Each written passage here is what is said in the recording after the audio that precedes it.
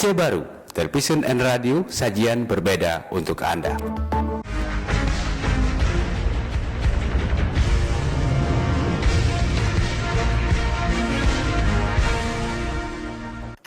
Sultan 9 tahun warga desa Blang Glempang, Aceh Timur menjadi korban pembacokan Amik 37 tahun yang diduga mengalami gangguan jiwa.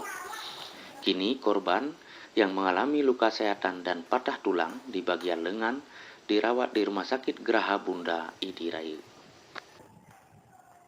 Pas kejadian di depan masjid, ada orang gila itu ngamuk. Sebenarnya kita bilang bukan gila, stres gitu. Jadi karena kejadian itu orang kalau udah pada lari, dia nggak tahu, berjalan terus. Tangkap sama orang stres itu, dibacok terus. Gitu. Sultan menjadi korban saat kembali dari tempat pengajian Selasa malam. Di lorong desa, Ami yang sedang mengamuk langsung membacok Sultan. Untung Sultan cepat ditolong warga. Kini Ami yang sakit jiwa itu masih buron.